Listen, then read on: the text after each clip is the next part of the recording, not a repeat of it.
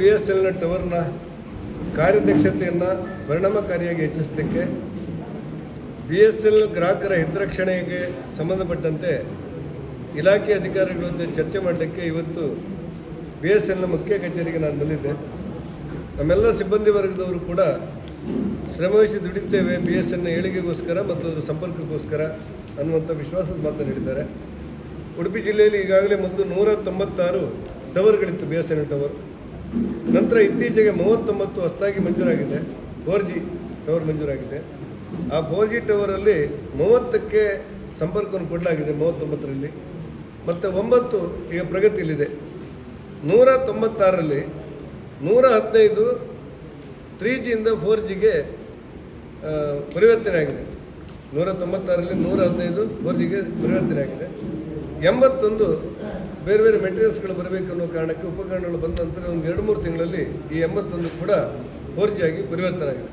ಒಟ್ಟಾರೆ ಸುಮಾರು 235 ಟವರ್ಗಳು ಸೇವೆಗೆ ಲಭ್ಯವಿವೆ. ಈಗ ಸುಮಾರು ಇನ್ನೂ ನಮಗೊಂದು 200ರಿಂದ 205 ಟವರ್ಗಳ ಬೇಡಿಕೆ ಇದೆ.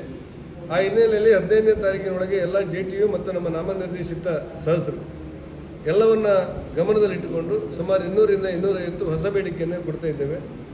ನಮಗೆ ಮೊದಲು ಬ್ಯಾಟ್ರಿ ಸಮಸ್ಯೆಗಳಿತ್ತು, ಈಗ ಬಹುತೇಕ ಬ್ಯಾಟ್ರಿ ಸಮಸ್ಯೆಗಳು ಮುಗಿದಿವೆ. ಜನರೇಟ್ರು ಹಾಳಾಗಿದೆ ಅಂತ ಇತ್ತು, ಅದು ಕೂಡ 90% ಜನರೇಟರ್ಗಳು ಪ್ರಗತಿಯಲ್ಲಿದೆ.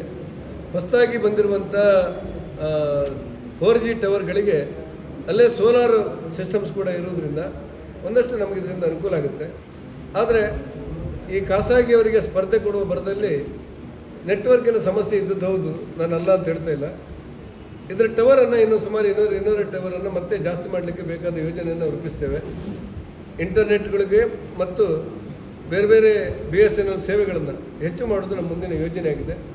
ಇವತ್ತು ಏಪ್ರಿಲ್ 9ನೇ ತಾರೀಕು ಮೀಟಿಂಗ್ ಕರೆದಿದ್ದೇನೆ. ಬರುವ ಮೇ 10ನೇ ತಾರೀಕಿನ ಆಸುಪಾಸಲ್ಲಿ ಮತ್ತೆ ಪುನಃ ಮೀಟಿಂಗ್ ಕರ್ಕೊಳ್ತೇವೆ ಅಂತ ಹೇಳಿದ್ದೆವು.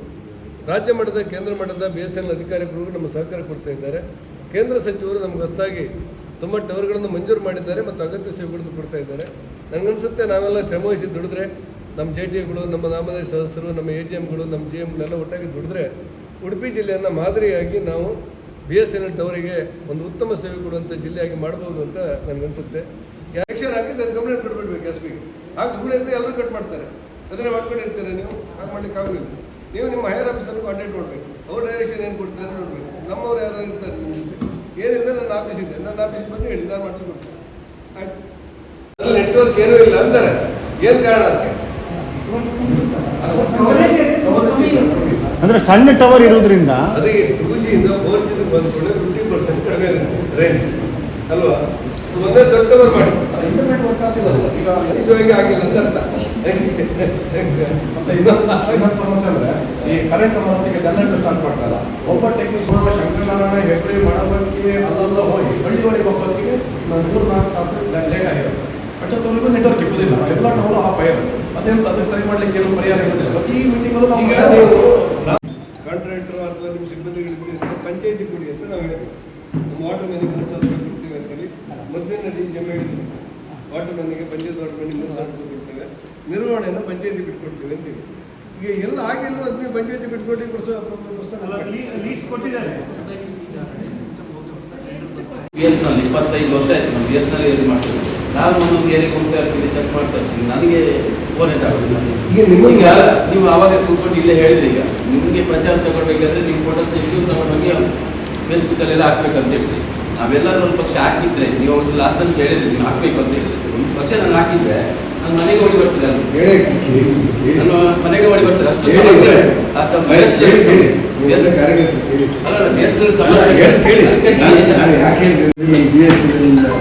ತುಂಬ ಸ್ಲೋ ಇರೋದಿಲ್ಲ. ಜನರಿಗೆ ಯಾರನ್ನು ಭೇಟಿ ಮಾಡಬೇಕಂತ ಗೊತ್ತಿಲ್ಲ. ಎಲ್ರಿಗೂ BSNL ಬಗ್ಗೆ ಇನ್ನೂ ಕೂಡ ಎಲ್ರಿಗೂ ಪ್ರೀತಿ ಉಂಟು. ಇದನ್ನು ಒಂದು ಕಾಲದಲ್ಲಿ ಇರುವುದು ಒಂದೇ ನಮ್ಮ. ಈಗಲೂ ಕೂಡ ಅದು ಕೇಂದ್ರ ಸರ್ಕಾರಗಳು ಬರುತ್ತೆ. ಇದನ್ನು ನಾವು ತಪ್ಪುಗಳನ್ನು ಹುಡುಕ್ತಾ ಹೋದರೆ ನಮಗೆ ಸೋಲ ಮಾಡಲಿಕ್ಕಾಗೋದಿಲ್ಲ.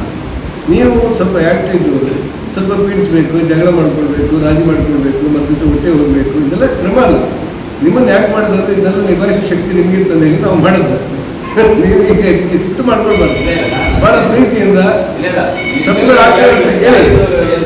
ಕೆಲಸ ಮಾಡ್ತಾರೆ ಎಲ್ಲ ಕೆಲವು ಸರ್ತಿ ನಮ್ಮ ಸಂಪರ್ಕದ ಕೊರತೆಯಿಂದಾಗಿ ಅವರಿಗೆ ನಮಗೂ ಕಾಂಟ್ಯಾಕ್ಟ್ ಇದ್ದಿದ್ದಾಗ ನಾವು ಜಗಳ ಮಾಡ್ಕೊಳ್ಬೇಕು. ಫೋನ್ ಮಾಡ ಮಣಿಪಾಲ್ ಸಂಸ್ಥೆ ಇದೆಯಲ್ಲ, ಈಗ ಏನು ಮಾಡೋದು ಅಂತ ಹೇಳಿ ಪುನಃ ಒಂದ್ಸತಿ ಆಗಿದೆ. ಅಲ್ಲಿಂದನೇ ಸ್ಟಾರ್ಟ್ ಮಾಡಿ ನನಗೆ ಅಲ್ಲಿಂದನೇ ನೆಟ್ವರ್ಕ್ ಸರಿ ಆಗಿದೆ. ಮತ್ತೆ ನಾನು ಉಡುಪಿಗೆಲ್ಲ ಬೇರೆ ಕಡೆ ಮಟ್ಟಿಗೆ ಎಷ್ಟಿದೆ ಮಣಿಪಾಲ ಯಾರು ನೋಡ್ತೀವಿ? ಮಣಿಪಾಲದಲ್ಲಿ